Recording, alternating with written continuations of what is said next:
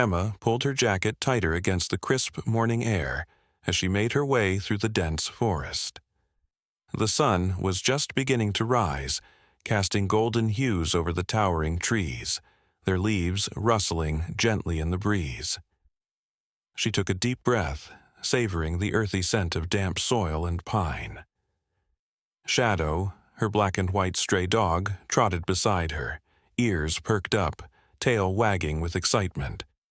The duo had made a habit of taking early morning walks, enjoying the peace of the wilderness. But today, something was different. A faint, sorrowful whimpering reached Emma's ears, breaking the forest's tranquil atmosphere. She froze, her heart pounding. It wasn't a bird or a small animal. It was deeper, more resonant. A large animal in distress. Shadow, sensing something unusual, let out a low growl and sniffed the air. "Do you hear that, boy?" Emma whispered, kneeling beside him. Shadow's ears twitched, and he let out a soft bark before bounding ahead, nose to the ground. Emma followed cautiously, pushing aside branches and stepping over tangled roots, her pulse quickening. The sound grew louder, more urgent. Then she saw it. Just beyond a thicket of bushes, a massive brown bear lay on its side, its powerful body tangled in thick metal wires. Emma's breath hitched. The poor creature was trapped in a poacher's snare, its front paw caught in the cruel grip of the steel. Blood stained the forest floor where the bear had struggled, trying in vain to free itself. Its chest heaved with exhaustion, its dark eyes filled with pain and fear. "Oh no," Emma murmured, taking a cautious step forward. The bear growled weakly, warning her to stay back. Emma's instinct screamed at her to run, but she knew she couldn't leave the animal like this. "Easy, big guy," she said gently, kneeling a safe distance away. Shadow stood beside her, watching the bear with wary curiosity. Emma reached into her backpack and pulled out her phone. With trembling fingers, she dialed the local wildlife rescue team. The call connected almost immediately. "I need help," she said, trying to keep her voice steady.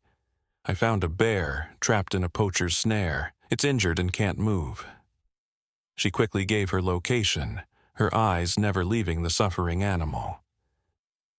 "We're dispatching a team immediately," the voice on the other end assured her. "Stay back and don't attempt to free it yourself. We'll be there soon." Emma nodded, even though they couldn't see her. She ended the call and exhaled shakily. Now, all she could do was wait. She settled onto a fallen log a few feet away, watching the bear intently. Shadow lay beside her, sensing the tense atmosphere. Emma spoke softly, her voice calm and reassuring. "Help is coming, big guy. Just hang in there." The bear let out a low, rumbling breath, as if acknowledging her presence. It wasn't as aggressive as she had feared. Perhaps it was too weak to fight, or maybe it understood that she wasn't a threat. Minutes stretched into what felt like hours. The bear shifted slightly, groaning in pain. Emma winced, wishing she could do more. She had always loved animals, dedicating much of her time to learning about wildlife conservation. Seeing such a magnificent creature in pain made her heart ache. Finally, the distant hum of an approaching vehicle broke the silence. Emma's head snapped up as a team of wildlife rescuers emerged from the trees, carrying medical supplies and tranquilizer darts. Relief flooded her. One of the rescuers, a tall man named Jack, approached her. "Are you the one who called?" he asked. Emma nodded. "Yes, he's right over there." She gestured toward the bear. Jack and his team assessed the situation quickly. One of them loaded a tranquilizer dart into a rifle, aiming carefully. "We're going to sedate him so we can safely remove the snare," Jack explained. Emma held her breath as the dart was fired. It hit the bear's shoulder, and within moments the great beast's breathing slowed. His eyes fluttered shut as the tranquilizer took effect. The rescuers sprang into action, carefully cutting away the metal wires that had dug into the bear's flesh. Emma watched in awe as they worked swiftly and skillfully. One of the team members applied antiseptic to the wound, ensuring it wouldn't get infected.